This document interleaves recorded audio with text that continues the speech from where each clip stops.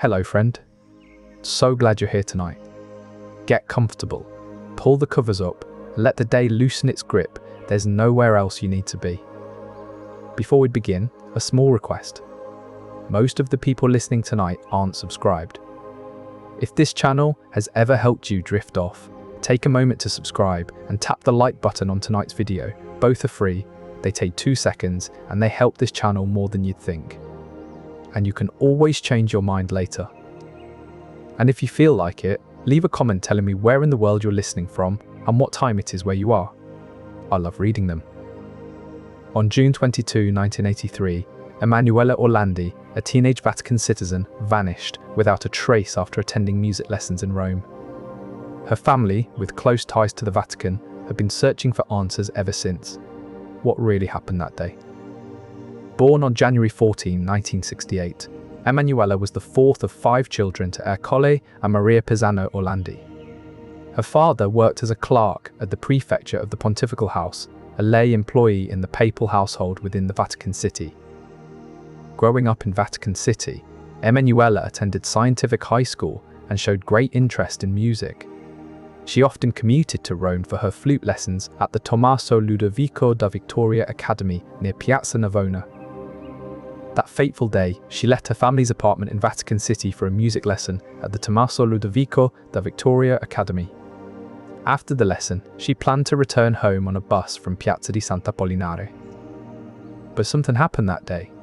An anonymous caller claimed responsibility for her kidnapping, but no further information was provided.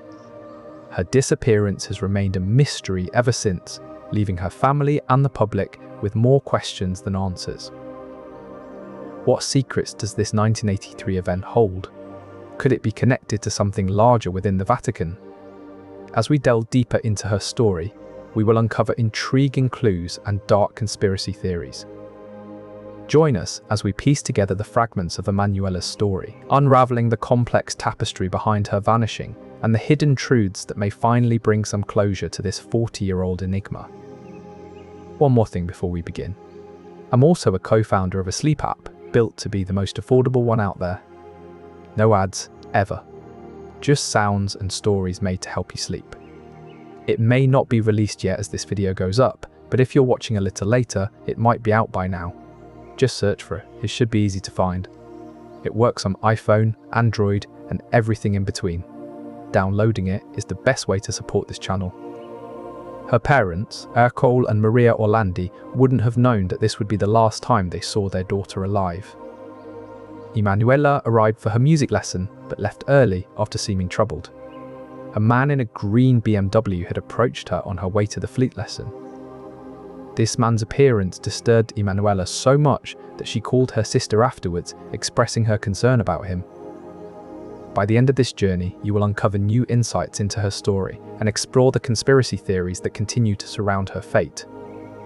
Emanuela managed to reach out to her sister Federica during her flute lesson.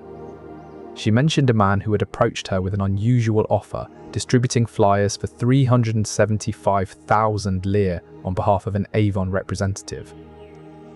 The job opportunity seemed too good to be true, and Emanuela expressed concern about the encounter during the phone call. Her sister could sense the unease in her voice. The phone call from Emanuela Orlandi raised several questions about her intentions and the motives behind her encounter with the man in the green BMW. Was she trying to convey a warning, or was there more to this story than met the eye? The story begins with Roberto Calvi, the bank's former president. On June 18, 1982, just days before the bankruptcy announcement, his body was found hanging from Blackfriars Bridge in London. He was suspended from scaffolding above the Thames River, tied with an orange rope. This was no ordinary death. It was a gruesome scene that would spawn countless conspiracy theories. As the Vatican grappled with this banking crisis, it seemed that something far more sinister was at play. Banco Ambrosiano's unravelling was a spectacle of financial recklessness.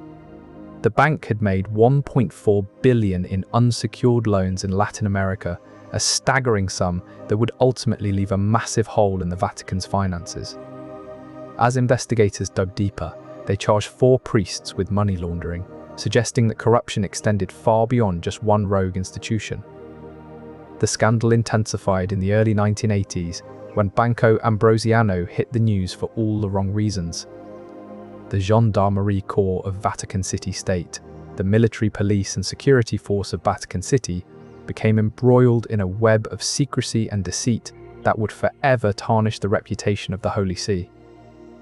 As we delve deeper into this labyrinth of secrecy and corruption, one thing becomes clear.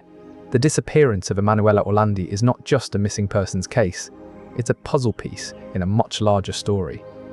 A tale of power, greed, and the lengths to which some will go to maintain their grip on both. By the end of this investigation, we promise a clearer picture of what really happened to Emanuela and how her fate may be entwined with the dark machinations of the Vatican banking scandal. In the Vatican City of 1963, amidst whispered shadows and hidden corridors, a secret ritual was said to have taken place. This was not your ordinary church ceremony, but an alleged enthronement of the fallen archangel Lucifer. The details are shrouded in mystery, yet this ritual has spawned conspiracy theories linking the Vatican to darker practices. Before we dive deeper into these conspiracies, let's rewind to a pivotal event in Vatican history, the death of Pope John Paul II. His passing sparked numerous rumours and conspiracy theories suggesting that the Vatican was involved in satanic practices. These alleged practices are believed to have taken place in locations like St. Paul's Chapel within the Vatican. While the rumours remain unproven, they add a dark layer to Emanuela Orlandi's unsolved case. To understand the depth of these conspiracies, we need to delve into the history of one of the Vatican's secret organisations, the Holy Alliance. The Holy Alliance, operating under Pope Pius IX, was not a traditional spy agency, but rather an invisible shield for the Pope's interests. Its existence adds another layer to the intrigue surrounding Emanuela Orlandi's case.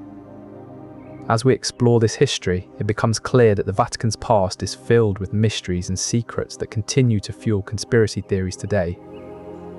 The Holy Alliance operated in the shadows for the Pope's protection, adding a layer of intrigue to Emanuela Orlandi's unsolved case and the rumours surrounding her. As we unravel these mysteries, it becomes evident that there is more to Emanuela Orlandi's story than meets the eye. The darker aspects of Vatican City's history only deepen the intrigue. The reopening of the investigation comes on the heels of a Netflix documentary that purported to shed new light on Emanuela's case.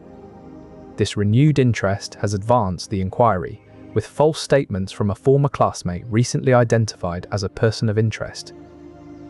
As investigators delve deeper into Emanuela's disappearance, they have found significant inconsistencies in the account provided by one of her former classmates. These discrepancies have elevated this individual to a key figure in the ongoing investigation. Despite these revelations and ongoing scrutiny, the true fate of Emanuela Orlandi remains shrouded in mystery. What really happened to her? And who holds the answers to this enduring enigma? As we continue to probe into the Vatican's secrets, one thing is clear: the story of Emanuela Orlandi is far from over. The unanswered questions and intricate web of deception within the Vatican walls continue to haunt those seeking the truth about her disappearance. Tonight, we find ourselves at a critical juncture in our quest for answers. The reopening of the investigation in 2022 has reignited hope that the enigma of Emanuela Orlandi may finally be resolved. In November 2024, the Vatican made a stunning revelation. They confirmed the existence of a key dossier related to Emanuela Orlandi's disappearance. 40 years after her disappearance, these new leads represent a breakthrough in the ongoing investigation into what really happened to the Vatican citizen who vanished without a trace. But what could this dossier contain? And why has it taken so long for its existence to be acknowledged by the Vatican? With each new piece of evidence, it becomes clear that there are more secrets yet to be uncovered in this intricate case. What truths will emerge from the Vatican Dossier? And how will they reshape our understanding of Emanuela Orlandi's fate? By the end, you'll understand why this case continues to captivate and perplex investigators and the public alike, hinting at a story that is as complex as it is compelling. But for now, let's return to the Vatican in November 2024, where a new chapter in this enduring mystery is about to unfold. the reopening of the case has brought renewed hope for answers. Perhaps new leads will finally unravel the truth behind Emanuela Orlandi's disappearance and bring some measure of closure to her family and the countless people who have been captivated by this enduring mystery.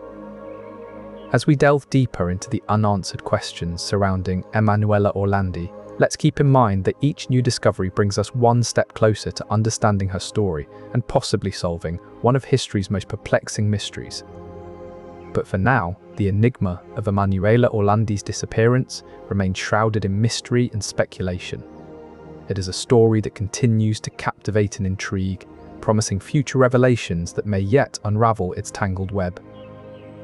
This is not just a tale of one girl's disappearance, but a window into the larger conspiracies and secrets that have long surrounded the Vatican. The case received worldwide attention due to Pope John Paul II's appeal for her release.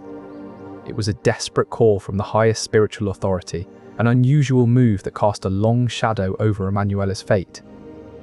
Emanuela's case has left a lasting impact on Vatican City, serving as a chilling reminder of the shadows that can lurk even within the holiest of institutions. Despite the passage of time, there remains an enduring search for truth about what truly happened to Emanuela Orlandi. The mysteries that surround her disappearance continue to haunt those who seek answers. The Jesuits, often mentioned in New World Order conspiracies involving the Vatican, cast a long shadow over Emanuela's story and add layers of intrigue to her disappearance.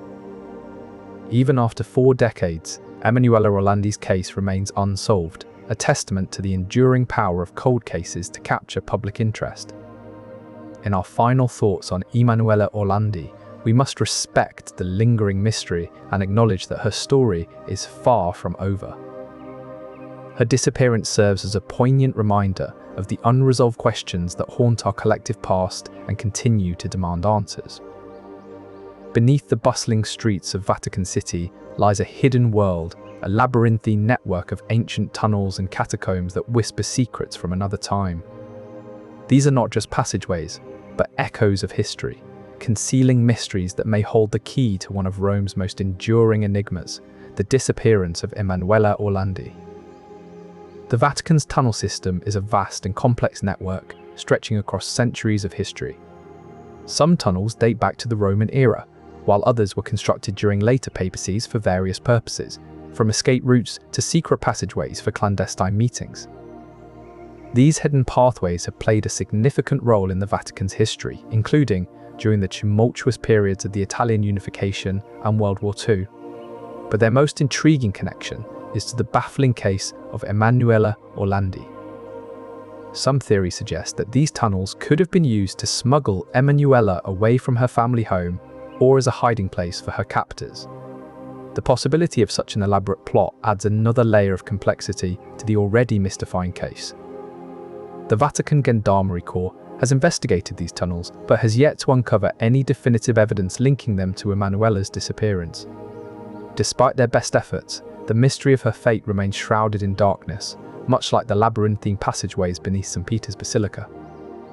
Yet, these hidden tunnels continue to captivate the imagination, offering a glimpse into the Vatican's shadowy past and the enduring enigma of Emanuela Orlandi. By understanding the history and significance of these tunnels, we deepen our appreciation for the complexities that surround one of Rome's most compelling mysteries. In the end, what really happened to Emanuela Orlandi may forever remain a mystery, tucked away in the labyrinthine recesses of history. But each new discovery offers us a chance to inch closer to the truth. The Gendarmerie Corps of Vatican City State, commonly known as the Vatican Gendarmes, were swiftly mobilized to investigate her disappearance. But despite their initial efforts, Emanuela remained missing without a trace. The ongoing mystery of Emanuela Orlandi's disappearance has cast a shadow over the Vatican, raising questions about its security protocols and the ability of its law enforcement agencies to protect its citizens. As new leads emerge and old theories are re-examined, it becomes increasingly apparent that the true story behind Emanuela Orlandi's disappearance may be more intricate and surprising than previously imagined. And as we delve deeper into this mystery, one thing becomes clear. The role of the Vatican Gendarmes in uncovering the truth is more crucial than ever before.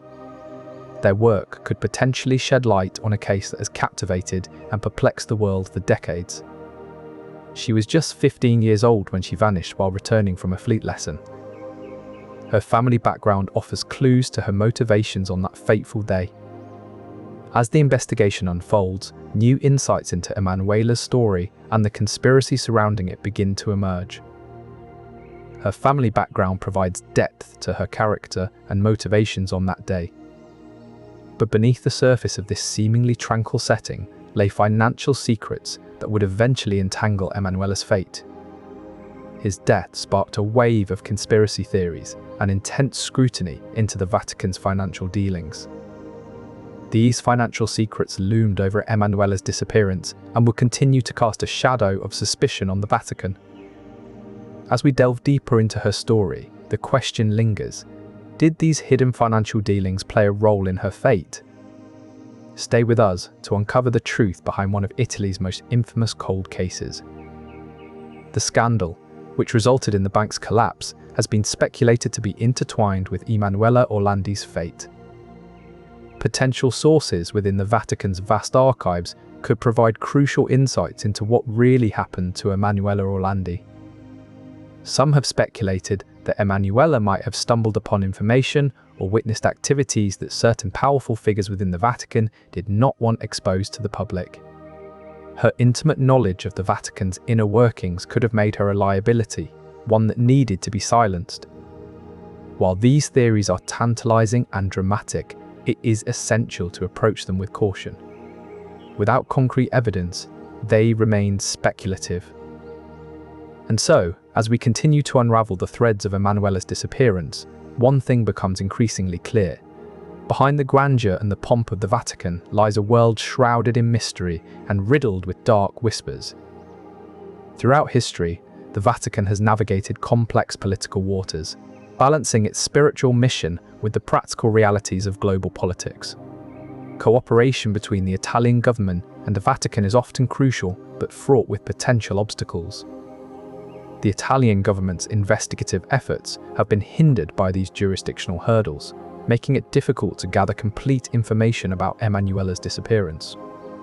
Despite the challenges, the reopening of the investigation signals a renewed commitment to unraveling this mystery. The story of Emanuela Orlandi is not just about her disappearance, but also about the intricate political landscape that surrounds it. Understanding these dynamics can shed light on why this case has remained unsolved for so long. As the investigation continues to unfold, each new discovery and revelation brings us closer to the truth about what happened on that fateful day in June 1983. And perhaps, just perhaps, we will find Emanuela. In the years since Emanuela's disappearance, forensic techniques have advanced significantly. Technologies like DNA profiling and digital autopsies were unheard of in 1983, but they are now revolutionizing cold case investigations worldwide. Consider the Golden State Killer case, where police used genetic genealogy to identify a suspect after decades of dead ends. Similar advances have helped solve cold cases in Germany and the UK. In Australia, the case of the Somerton man has been reopened with new DNA evidence that might finally reveal his identity. These breakthroughs offer hope for Emanuela Orlandi's case. New forensic tools can extract usable DNA from decades-old evidence, even tiny traces that were once overlooked. This could be crucial for Emanuela's case, which has always lacked concrete physical clues. There are also advances in digital forensics that can recover deleted data or images from old devices. This is significant because many cold cases rely on circumstantial evidence and witness testimonies that may have been recorded digitally decades ago. Moreover, techniques like facial recognition can be used to compare old photographs or CCTV footage with present-day suspects.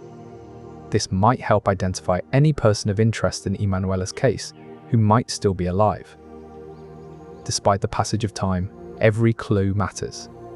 Every piece of evidence can be re-examined with new technologies that didn't exist when Emanuela first disappeared. It is this promise that keeps hope alive for her family and investigators. Though the wait has been long and painful, These technological breakthroughs give us reason to believe that Emanuela's case could still see a resolution.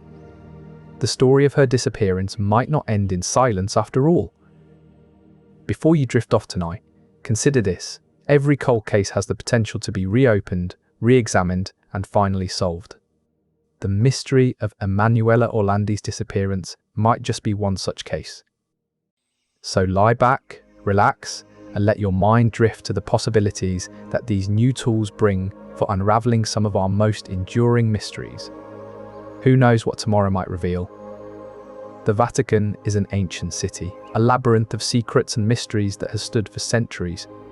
At its heart lies St. Peter's Basilica, a towering structure that bears witness to the countless historical events that have unfolded within its walls. The basilica was built over the tomb of St. Peter, the Apostle, upon whom the Catholic Church is founded. It has been the seat of the papacy for centuries, serving as both a spiritual centre and a political powerhouse. Throughout its history, the Vatican has played a pivotal role in global politics and religion. It was the centre of power during the Roman Empire and remained influential throughout the Middle Ages. The papal courts were involved in political intrigues, alliances, and conflicts that shaped the course of European history. The Renaissance saw a resurgence in cultural and intellectual life within the Vatican. Artists like Michelangelo and Raphael left their indelible marks on its architecture and art collections. This period of flourishing creativity was also marked by political turmoil, including the rise and fall of papal dynasties and the Reformation that split the Christian world. As Europe moved into the modern era, the Vatican continued to exert considerable influence. It was a key player in the unification of Italy and the rise of nation-states. However, its power began to wane with the advent of secularism and the spread of democratic ideals. The loss of temporal authority over Rome in 1870 marked a significant turning point in the Vatican's history. The 'Ndrangheta, also known as the Calabrian Mafia, was notorious for its brutal tactics and widespread corruption.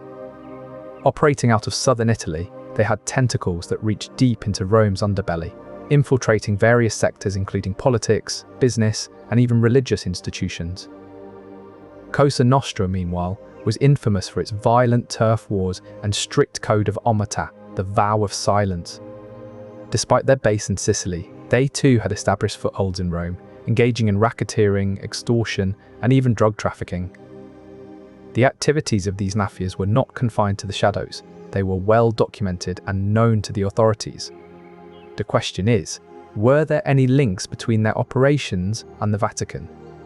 Did their influence extend into the highest echelons of the Catholic Church? But what evidence supports this theory? As of now, there is no definitive proof linking Emanuela's disappearance to the Italian mafias. However, the mere presence and influence of these organizations in Rome during that time cannot be ignored. The complexities of her disappearance highlight the broader challenges faced by investigators in a city and an institution where power, influence, and secrecy intertwine. As the search for answers continues, one thing is clear: Emanuela Orlandi's story remains a tangled web, with many questions still unanswered. By understanding the scope and reach of these criminal organizations during that period, we gain a fuller picture of the potential factors at play in her disappearance. And perhaps, as new leads are explored, some light will finally be shed on this decades-old enigma. Until then, the mystery endures, serving as a poignant reminder of the darker undercurrents that can lurk beneath even the most revered institutions. In the tiny, walled enclave of Vatican City lies a mystery so entangled in diplomatic immunity that it has baffled investigators for decades. But Vatican City is not like any other city. It's an independent state with its own military police force, the Gendarmerie Corps. This force is charged with maintaining order within Vatican City's 110 acres. However, investigating crimes within these walls is fraught with challenges due to a principle known as diplomatic immunity. Diplomatic immunity shields Vatican City from the jurisdiction of other governments, complicating efforts to solve cases like Emanuela's. It means that Italian authorities cannot simply step in and take charge of the investigation as they would elsewhere. The Vatican must cooperate with outside investigators or voluntarily waive its immunity for justice to be served. This dossier could hold crucial clues that have long eluded investigators. But will this information finally unlock the mystery surrounding Emanuela's disappearance? Only time will tell. Among these figures, Pope John Paul II wielded significant power but faced numerous challenges, including the shadowy influence of secret societies like Propaganda GP2 and whispers of ritualistic practices. The dossier's emergence hints at a deeper cover-up, suggesting that certain aspects of Emanuela's disappearance were deliberately concealed to protect high-ranking officials and their secrets. The Vatican's Gendarmerie Corps, tasked with maintaining security within the city-state, was caught in the crosshairs of these power plays. Their investigations into Emanuela's disappearance were likely hindered by political pressures and the desire to keep sensitive information under wraps. The dossier's confirmation sheds new light on this tangled web, suggesting that those with knowledge of Emanuela's fate were unwilling to risk exposing the Church's darker underbelly. As you delve deeper into her story, you'll begin to understand why certain truths have been so carefully guarded. The revelations from the dossier offer a glimpse into a world where power and religion intertwine in complex ways, leaving many questions unanswered. In this unsettling landscape of Vatican politics, the truth about Emanuela Orlandi's fate is just one of many pieces in a much larger puzzle. By the end of tonight, you will have a clearer picture of why certain aspects of her disappearance have remained shrouded in mystery. Investigative journalists piece together clues from the past, revealing inconsistencies and new questions that had gone unanswered for years. The case gained international attention, with outlets like CBS News and Zenit reporting on the latest developments. Each new discovery kept the story alive and maintained public interest. The role of the media in keeping this mystery alive cannot be overstated. Their relentless pursuit of the truth has shed light on crucial details that might otherwise have remained buried. More importantly, their scrutiny serves as a reminder of the power of press freedom and its critical role in uncovering the truth, even in the most complex and sensitive cases. Without their tenacity, Emanuela's story might have faded into obscurity, forgotten, like the echoes of a long-past era. But thanks to the diligent work of investigative journalists, Emanuela's story continues to captivate and intrigue, drawing us closer to uncovering what really happened on that fateful day in 1983. And perhaps, one day, the final pieces of this puzzle will fall into place, providing the resolution that so many have been waiting for. In June of 1983, a teenage Vatican citizen named Emanuela Orlandi vanished without a trace. She was last seen leaving her music lesson in Rome. Before tonight is over, you'll discover how this mysterious disappearance might be entangled with the Vatican's stance on other religions and the tensions that have shaped its history. This phone call was the last time Emanuela's family heard from her. Her disappearance sparked a wave of conspiracy theories and rumours about what might have happened to her. Despite their efforts and public appeals, including one by Pope John Paul II, Emanuela has never been found. The psychological toll on the Orlandi family has been immense. The uncertainty and unresolved nature of her disappearance have taken a profound emotional toll on the Orlandis. It's a story that underscores the real-world consequences of such mysteries. As we continue to unravel the Vatican mystery behind Emanuela Orlandi's disappearance, we'll explore more about her story and the conspiracy theories that have surrounded it. Just when you thought the mystery of Emanuela Orlandi was about to fade into obscurity, new leads have emerged that are reigniting intrigue and speculation. This new discovery could potentially reopen old wounds and expose hidden secrets within the Vatican walls, making it one of the most intriguing developments in recent history. In November 2024, officials announced that they had found documents that might hold the key to solving this enduring mystery. Could these papers finally provide answers to questions that have lingered for decades? The case of Emanuela Orlandi has long been shrouded in secrecy and conspiracy theories, with many wondering if there are dark forces at play within the Vatican itself. As investigators delve deeper into these new leads, they hope to unravel a tangled web of deceit and betrayal that has kept Emanuela's fate hidden for so long. For now, the world watches and waits as the Vatican continues its investigation into the mysterious disappearance of Emanuela Orlandi. Beneath the ancient streets of Vatican City, lies a vast and largely forgotten network of underground cisterns. These secret chambers, carved into the bedrock, have served as a hidden infrastructure for centuries. One of these cisterns, known as the Cistern of Pope Alexander VI, is particularly noteworthy. Named after the infamous Borgia Pope, this cistern is believed to have been constructed during his reign in the late 15th century. The cistern is immense, capable of holding over 10 million litres of water. But its true significance lies not just in its size, but in its strategic location and the role it may have played in Vatican history. Some theories suggest that these underground cisterns could have been used for secret rituals or clandestine activities within the Vatican walls. While the exact purpose of many of these cisterns remains shrouded in mystery, their existence underscores the complexity and depth of Vatican history. In the coming chapters, we will unravel more of these intricate layers and shed light on the enigmatic disappearance of Emanuela Orlandi. The answers lie hidden beneath the surface, waiting to be discovered. Emanuela's disappearance sparked a frenzy of investigation and speculation.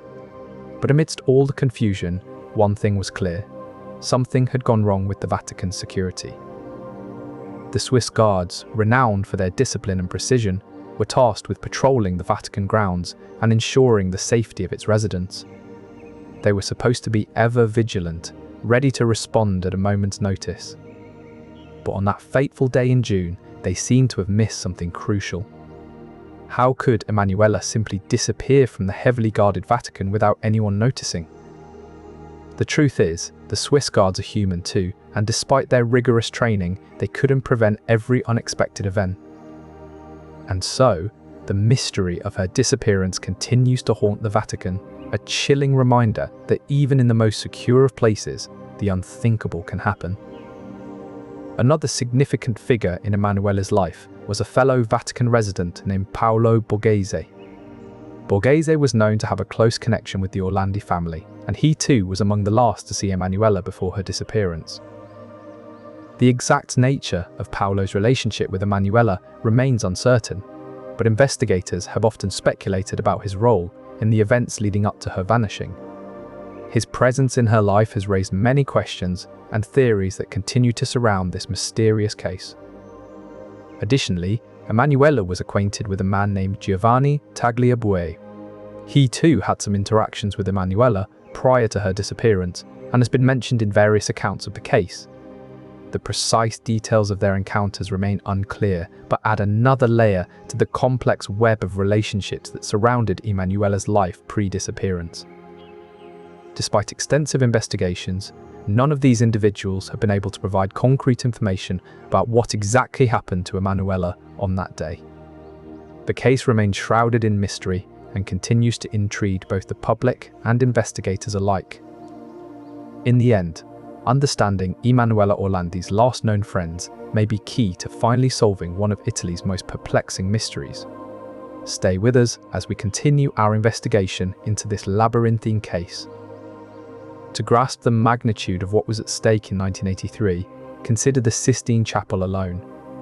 Its frescoes by Michelangelo are renowned worldwide, drawing millions of visitors each year. But protecting these masterpieces goes beyond just keeping them from damage or theft. But what happens when a threat arises that isn't external?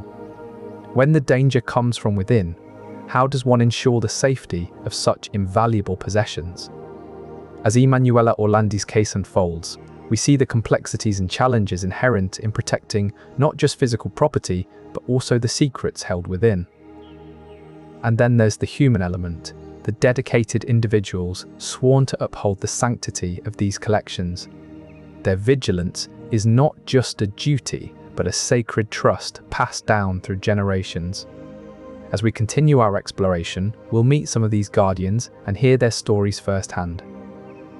Yet even with all these measures in place, there are whispers of hidden chambers and forgotten relics within the Vatican's walls. What if some secrets are too precious to be revealed? Or too dangerous to be known?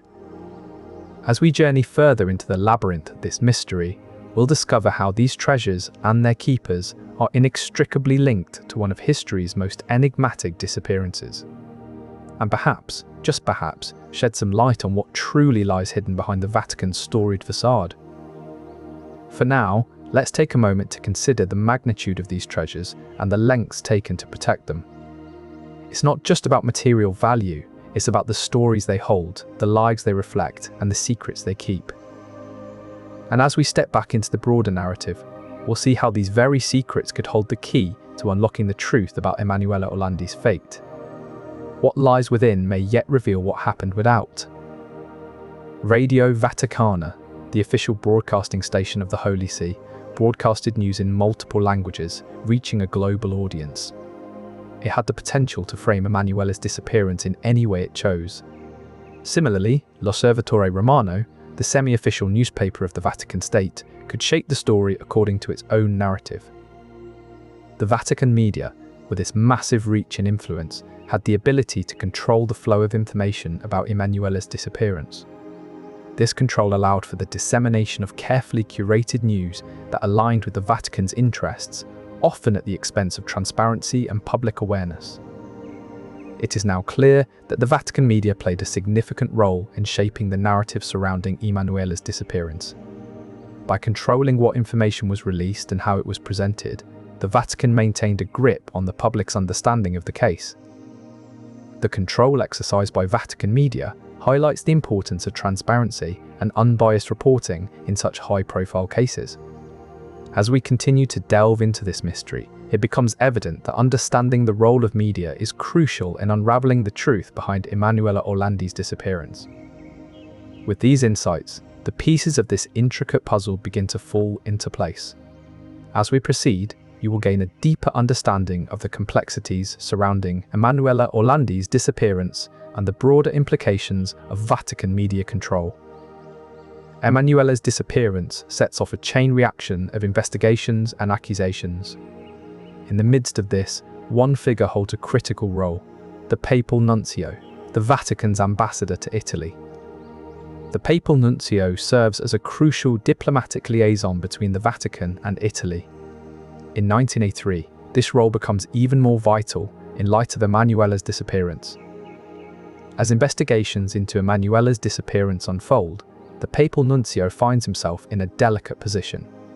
The political and religious implications of her vanishing are profound.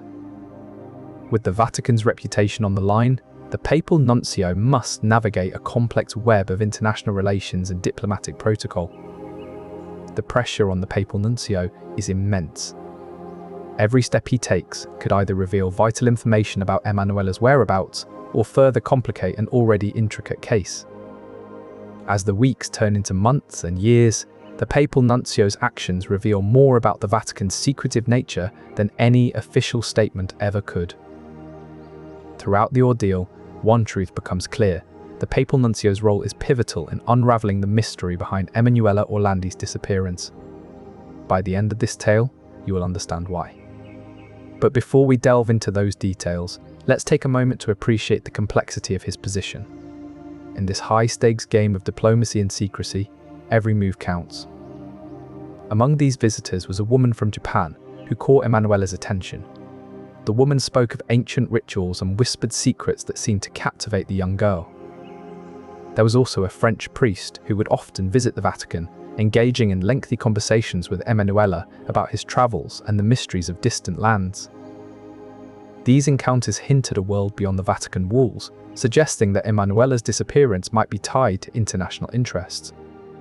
The question lingers: did these interactions with foreign visitors play a role in Emanuela's disappearance? Unraveling the threads of her story reveals a web of international connections that expand our understanding of what really happened. As the investigation into her disappearance continues to unfold, these encounters with foreign visitors open up new avenues of inquiry and hint at a story that is more complex than it first appeared. Before we delve deeper into the international dimensions of her disappearance, let's take a moment to consider what life was like for Emanuela in the days leading up to that fateful day. As the summer of 1983 approached, Emanuela was immersed in her music lessons and the daily rhythms of life within Vatican City. But amid these familiar surroundings, there were encounters that hinted at a broader world and the mysteries it held. in a sprawling complex behind high walls and towering spires, the Vatican is home to one of history's most intriguing mysteries, the disappearance of Emanuela Orlandi. A crucial piece of this puzzle lies in the hands of an often overlooked group, the Vatican Librarians. Responsible for maintaining some of humanity's oldest and most sacred records, these archivists hold the key to unlocking secrets that have confounded investigators for decades. These librarians are the guardians of the Papal Library, housing thousands of years' worth of manuscripts, letters, and documents. Their work is shrouded in secrecy, mirroring the enigma surrounding Emanuela's fate. As investigators delve deeper into this newfound information, one question looms large: what secrets have been locked away within these hallowed walls for so long? Tonight, we'll uncover how information was handled internally during this puzzling disappearance, and why understanding the Vatican librarian's role is pivotal to finally resolving one of history's greatest enigmas. The Vatican, however, has maintained its official stance, denying any involvement in Emanuela's disappearance and pledging to cooperate with the ongoing investigation. Tonight, you will explore the darker corners of Vatican City and unravel the complex web of secrets and conspiracies that surround this enduring mystery. This seemingly ordinary encounter will later be scrutinized as a possible clue in her disappearance. Amidst the centuries-old walls of Vatican City, an intricate healthcare system operates in silence and secrecy. This is not just any hospital. It serves a unique patient population, the Pope and his close associates. On June 28, 1983, this system was thrust into the global spotlight following the mysterious disappearance of Emanuela Orlandi, a teenage Vatican citizen. Tonight, we unravel the mystery behind her vanishing and explore how the Vatican's healthcare facilities might hold overlooked clues that could change everything we thought we knew about this infamous case. The 1980s saw the rise of post-punk and new wave music scenes in Italy, with bands like Le Fiber and CCCP emerging on the scene. These groups challenged societal norms and addressed social issues head-on in their lyrics. This cultural shift was part of a broader movement towards individual expression and rebellion against established institutions. At the same time, Italy was grappling with significant political upheaval. The decade began with the kidnapping and murder of former Prime Minister Aldo Moro by the left-wing Red Brigades, a stark reminder of the country's political turmoil. This dark chapter in Italian history cast a long shadow over the years that followed. Emanuela's disappearance occurred amidst this backdrop of political tension and cultural change. It was a time when anything seemed possible, and nothing could be taken for granted. This volatile mix of youthful expression and political uncertainty set the stage for Emanuela's story to become enmeshed in broader conspiracies. In the weeks after her vanishing, rumours began to circulate about a possible connection between Emanuela's disappearance and secretive Vatican rituals. These allegations would later form the basis for various conspiracy theories involving the highest echelons of the Catholic Church.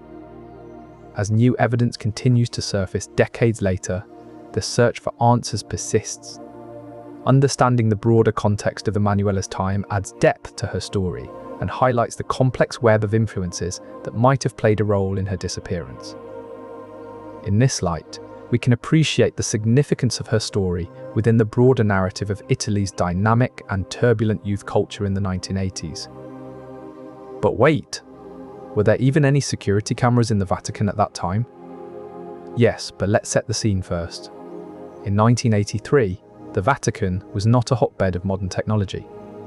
It had only begun to dabble in CCTV systems, primarily focused on key areas like St. Peter's Basilica and important gathering points within the walled city-state. So, while there were some cameras in place, their coverage was far from extensive and their capabilities quite basic compared to today's standards. Imagine trying to solve a complex puzzle with only a fraction of the pieces. Now, consider Emanuela's route that fateful day, leaving her parents' Vatican City apartment, crossing into Rome for a flute lesson at Tommaso Ludovico da Vittoria Academy, then returning. Had there been continuous surveillance along this path, critical clues might have emerged. But with the limited reach of those early CCTV systems, large parts of her journey remained unmonitored. Still, The mere existence of those initial security systems sparked questions. Did they capture anything that day? If so, what became of the footage? Was it ever thoroughly examined? Or was it simply overlooked amidst the chaos and confusion that followed her disappearance?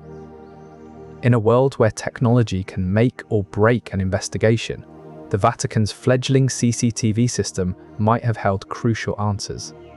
Yet, it also serves as a reminder of the time's technological limitations, a stark contrast to today's sophisticated surveillance networks that leave little room for mystery. As we ponder the what-ifs and might-have-beens, let's pause to appreciate the advancements in surveillance technology since then.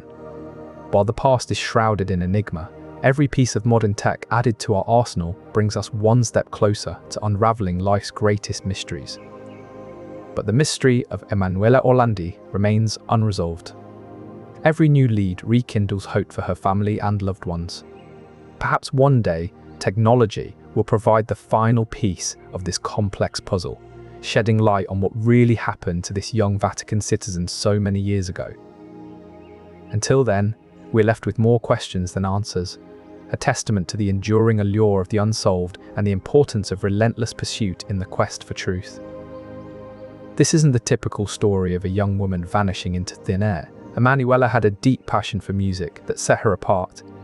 Her musical interests were not just a hobby, they were a defining aspect of her personality. Emanuela was known to adore the music of renowned artists like Mozart and Beethoven. She was particularly drawn to the intricate melodies of these classical masters, finding solace and inspiration in their compositions. But Emanuela didn't just listen to music, she actively engaged with it by attending performances and rehearsals. It was during one of these visits that she last made contact with her family. Her disappearance has left many questions unanswered, not the least of which is whether there is a connection between her musical pursuits and what happened to her. As we delve deeper into Emanuela's story, one thing becomes increasingly clear. Her passion for music offered a unique lens through which to understand her character, and perhaps even shed light on the mystery of her disappearance. Her love for music added another dimension to her personality, and may yet offer clues that lead investigators closer to the truth. For now, her story remains an enigma, but as we continue to explore the threads of her life, perhaps new insights will emerge. This encounter with the mysterious woman was one of the last known interactions with Emanuela before she vanished. But what does this have to do with Vatican publications? This dossier, among other Vatican published materials, holds potential clues that could shed new light on Emanuela's story. By the end of tonight's journey, you will understand why these publications are not mere historical documents. They are pieces of a puzzle that could rewrite one of Italy's most enigmatic stories. As she walked through the hallowed halls of the Vatican, Emanuela Orlandi couldn't help but be captivated by the grandeur and history that surrounded her. She was a teenager, yes, but also a keen observer with an appreciation for beauty. She was drawn to the art and antiquities of the Vatican, a treasure trove that spans centuries. In particular, she was fascinated by the intricate mosaics that adorned the walls and ceilings of St. Peter's Basilica. She spent hours admiring the craftsmanship and the stories they told of saints and popes. During her time in Rome for music lessons, Emanuela visited the Vatican museums on several occasions. She wandered through the galleries filled with masterpieces by Michelangelo and Raphael. It was her way of connecting with the rich history and culture that permeated every corner of Vatican City.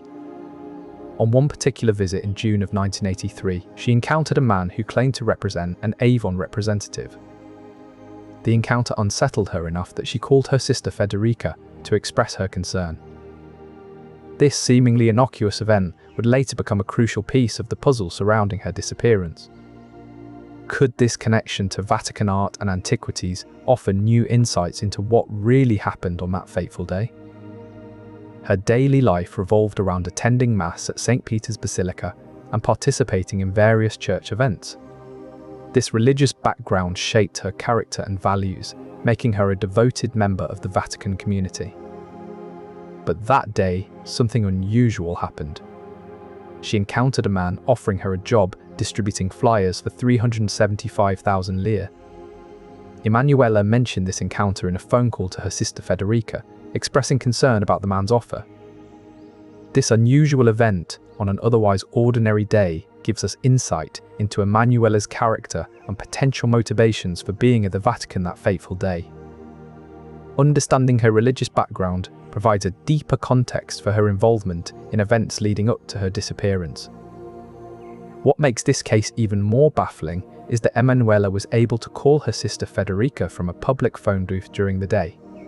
This calls into question how secure and reliable the Vatican's telephone system was at the time of her disappearance. Imagine trying to make a call in an environment as heavily controlled and monitored as the Vatican. Every communication line could potentially be tapped or traced. This leads us to wonder if Emanuela's phone call was somehow intercepted, giving insight into who she may have spoken with during her final hours. What if the key to solving this case lies not in grand conspiracies, but in the seemingly mundane details of Emanuela's last known movements? Her phone call could hold clues that have yet to be fully deciphered. After 4 decades of silence, new leads have emerged, shedding light on this enduring enigma. Perhaps the answers to what really happened to Emanuela Orlandi are hidden within the labyrinthine walls of Vatican City's telephone system. It's June 22, 1983. Emanuela Orlandi leaves her parents' Vatican City apartment. Her destination, a music lesson in Rome. As investigators delved into her case, they uncovered a complex web of allegations involving high-ranking clergy and mysterious clandestine groups.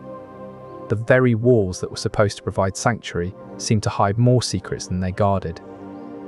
Despite the Gendarmerie Corps' vigilant watch and the seemingly impregnable fortress of Vatican City, something or someone had slipped through their defences that fateful day in 1983.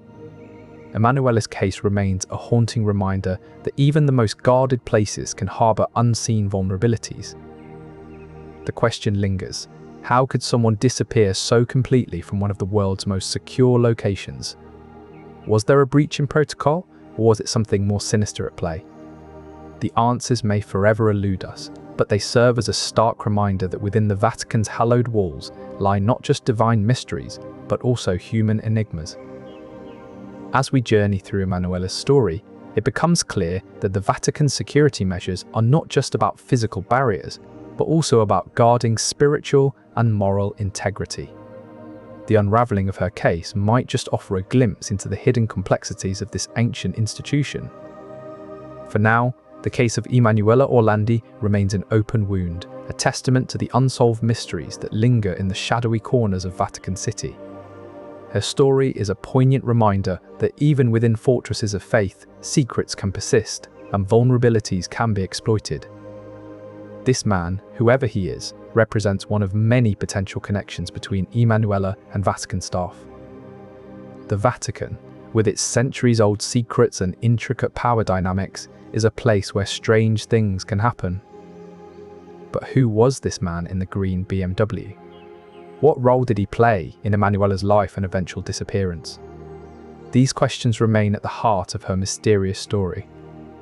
What did this man in the green BMW know? And how does his appearance on that fateful day fit into the larger puzzle of Emanuela Orlandi's disappearance? The answers to these questions may ultimately help us unravel one of the most enduring mysteries in Vatican history. The pontifical collection includes some of the most valued treasures in religious history, but not all were accounted for that year. Suspicions arose about potential links between the disappearance of these artifacts and Emanuela's vanishing. One theory suggests that some of these valuable items may have been targeted to cover up other activities within the Vatican walls. Such speculations add another layer of mystery to Emanuela, Orlandi's story, and the broader conspiracy theories surrounding her disappearance. By understanding these contemporary cases of missing artifacts, we gain a deeper context for potential criminal activities around the time of Emanuela's disappearance. The answer may provide crucial insights into the enigmatic circumstances of her vanishing. The Netflix series hinted at Emanuela's attendance at significant Vatican ceremonies and functions, suggesting that she may have been more deeply involved in the Vatican's inner circles than initially thought. The idea that Emanuela's disappearance might be connected to secret services and high-stakes Vatican events adds a layer of intrigue to her story. As we continue our investigation, consider how these connections could reshape our understanding of what really happened. But before we delve into the labyrinth of Vatican conspiracies, let's take a moment to breathe and appreciate the complexity of this young woman's life within the confines of the Vatican. As our journey continues, we will piece together the fragments of Emanuela's story, uncovering how her attendance at significant Vatican events might have played a crucial role in her ultimate fate. Stay with us to find out what really happened. News reports speculated wildly about her fate. Had she been kidnapped? Was it a sinister plot involving the Vatican itself? The public reaction was intense. Emanuela's disappearance sparked conspiracy theories that reached far beyond Rome, involving secret societies and ritualistic practices within the Vatican walls. However, amidst all this chaos, some critical details were overlooked by the media. Yet, these crucial pieces of information were barely mentioned in the initial news reports. As time went on, the case became shrouded in mystery and speculation, a mystery that would haunt Italy for decades to come. And so began the intricate dance of conspiracy and truth that would define the search for Emanuela Orlandi. As we continue our journey into this enigma, it's important to consider the people and places that intersected with Emanuela's life on that pivotal day in June 1983. But for now, let us pause and consider the young woman who once played her flute with hopes and dreams, only to vanish into one of the world's most infamous mysteries. What secrets does her enrollment in the Vatican Music School hold? And how do they connect to the larger conspiracy theories that continue to swirl around her case? Stay with us as we unravel these layers one by one.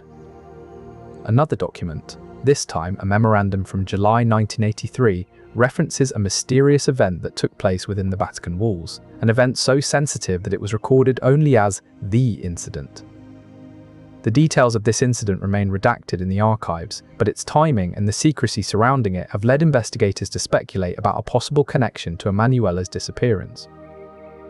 Amidst these documents lies a pattern that hints at a deeper conspiracy.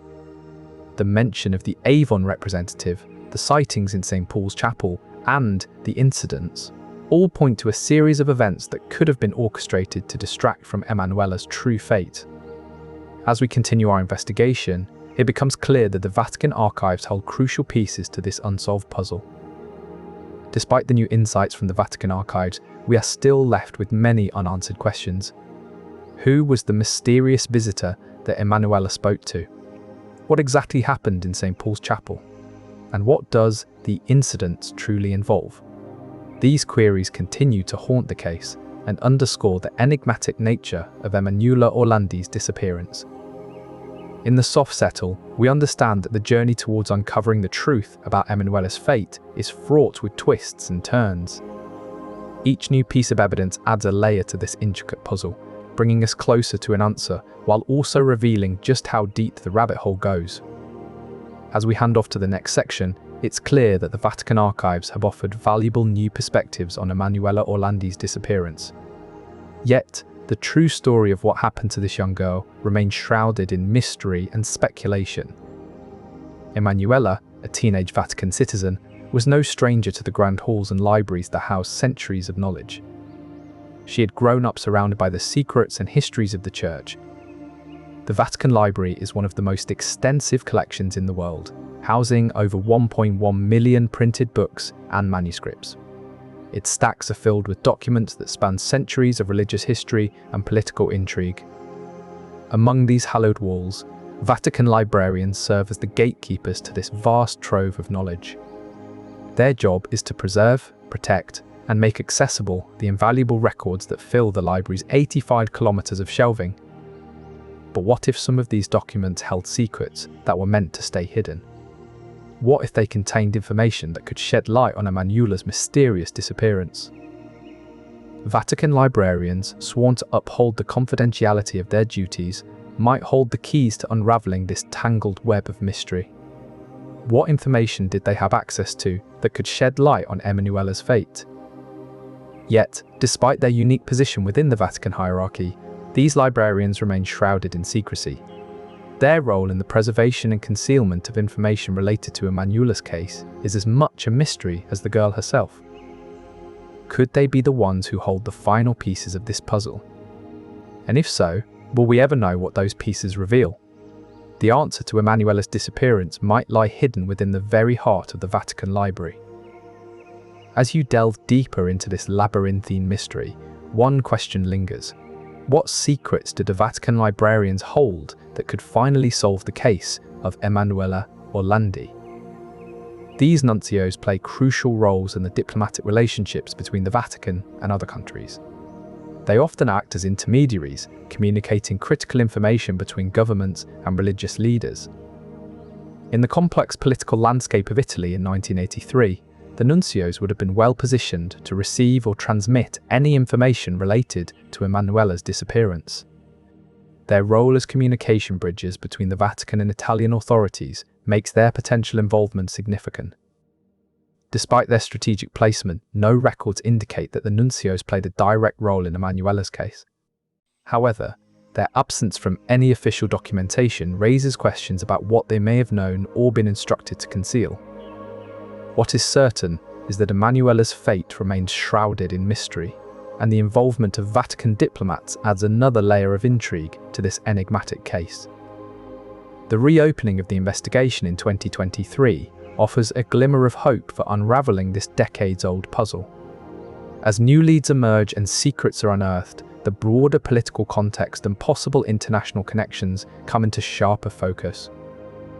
The story of her disappearance continues to captivate and confound, drawing us into a labyrinth of conspiracy and unanswered questions. As we continue our journey through this mystifying case, the threads of conspiracy and deception only grow more tangled. In the heart of Vatican City, a teenaged girl named Emanuela Orlandi attended various events before her mysterious disappearance in June 1983. Her presence at these gatherings offers insight into her movements and potential interactions within the Vatican community. What exactly transpired during those moments? How did she navigate the complex world of Vatican events?